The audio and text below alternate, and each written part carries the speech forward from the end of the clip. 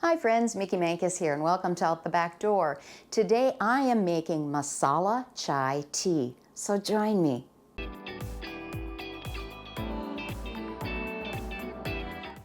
Masala chai tea can be drank either warm or cold. During the summertime, I like to drink it over ice, and during the winter months or fall like we're in right now, I like it when it's hot because it helps warm me up. And with the combination of the spices that we're gonna put in, even warms it up more. So let's get started. Okay, the first thing we want to start with, to give it that extra special little flavor, you know when you toast different things, toasting nuts and whatnot, it brings out a better flavor to it. Well, we are going to toast some of our spices here. So I've just got a pan here that I am going to start with cardamom seed. Now, the recipe originally calls for the green cardamom pods, and what you would do is you'd need 16 of them and you crush them open. Well, I'm out of the green pods right now, so the next best thing is I'm just going to use the whole seeds that are already shelled. I have 1 tablespoon in here, and I'm just going to sprinkle those into my dish. The next thing we're going to need is peppercorns. If you have just plain black peppercorns, that's fine. Just happens to be, I had a mix of them, so that's what I'm going to be using. And there's 1 tablespoon of this, star anise. I believe you can find this pretty much in all the grocery stores now, and I've got 3 of those. I'm going to throw those in. I also have, 4 or 5 whole allspice that we're going to be tossing in. Cloves. I've got about 6 whole cloves. And that's all that I'm going to toss into my pan right now to start toasting it. So let me get that on the burner. I've got that at about a medium-high heat, and I'll toast it probably for about 3-4 minutes until the flavors really start popping out. In the meantime, I've got my fresh ginger all chopped up. Like I said, it was a 4-inch piece, and you just rough cut it, no big deal. The other ingredients that you want to grab out are cinnamon sticks, and I've got 3 of those. These are approximate 3 to 4-inch pieces. I also have a vanilla bean. I've already cut this in half, but now I need to cut it lengthwise. And this is going to release more of the flavors when we start making our tea. If you don't have vanilla beans, yes, you can use a vanilla extract. I would say maybe try half a teaspoon. An optional item is you can put orange peel, and if you've got dried orange peel, I'd say put like 2 slices in, you know, thin slices. But I've already ground mine up that have been dehydrated and everything, so I've got an orange peel powder, and so I've got about 1/8 of a teaspoon in here, and that's it. That's optional. You don't have to add this. Next thing you're going to want is sugar, and I'm using rock cane sugar, and I have a 1/4 cup here. And our tea, you want black tea for this. Masala chai tea is black tea, and you want to use a high quality tea. You can use tea bags, that's fine. I would recommend, if you're using tea bags, to use anywhere 4 to 6 tea bags possibly, because you want a good rich flavor coming out. You want a strong tea. I'm using 1/2 cup of loose leaf Assam organic tea leaves, and we're going to need 4 cups of water. When you're toasting your spices, make sure that you are stirring them around so that they don't burn. Also, while that's toasting and you have everything measured out, you get yourself a little pot, because we're going to be putting everything into here and we're going to be simmering this. We have all of our spices toasted, and I'm going to dump these into the pot that we are going to be making our tea in. And the next thing we want to do is we're going to be adding 4 cups of water to this.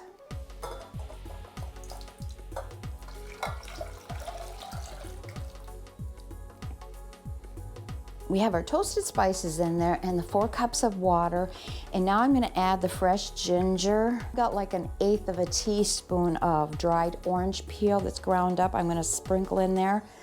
3 cinnamon sticks that are about 3 inches long or so. We're gonna drop those in. I've taken a vanilla bean and cut it in half already just so I could put it in here for presentation. And what you want to do is you're going to slice them up lengthwise, which I've done already, in order to expose the vanilla bean in there a little bit better. These are not a top quality one that you would use for regular baking and everything. Actually, these came from my vanilla bean stash that I make vanilla extract with.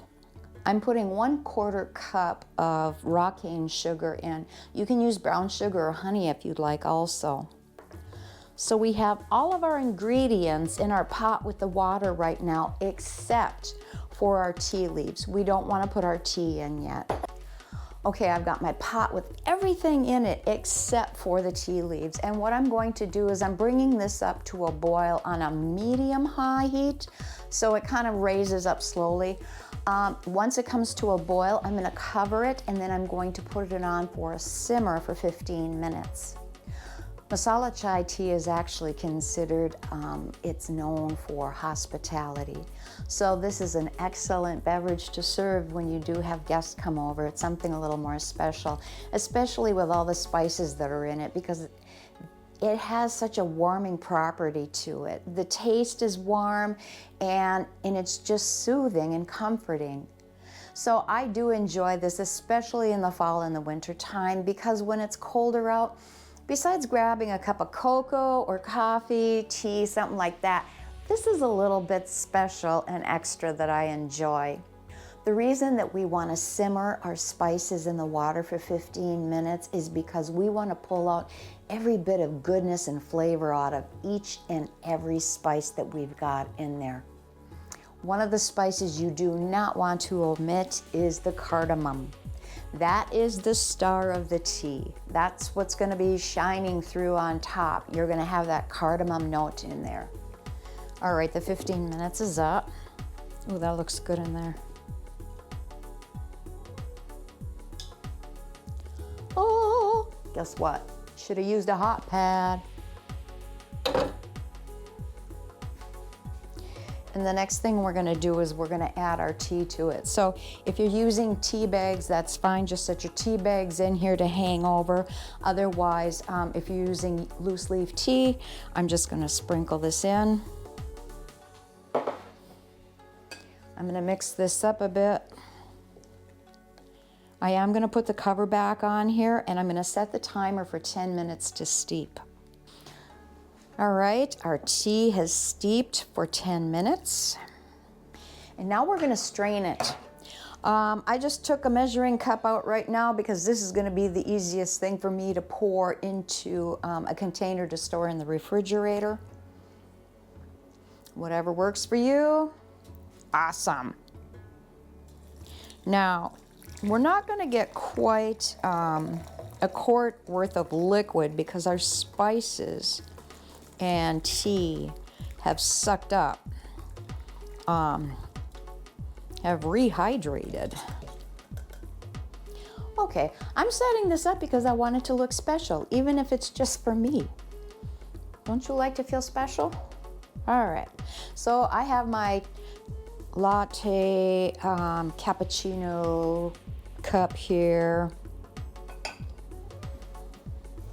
And I'm going to start by pouring probably, I like a lot of it, so I'm gonna pour about half of it in here. Okay.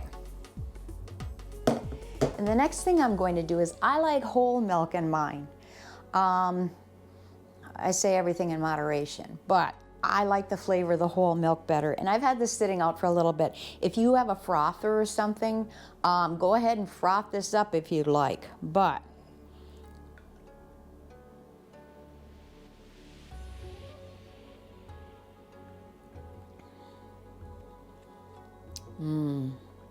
something I want to mention about the concentrate.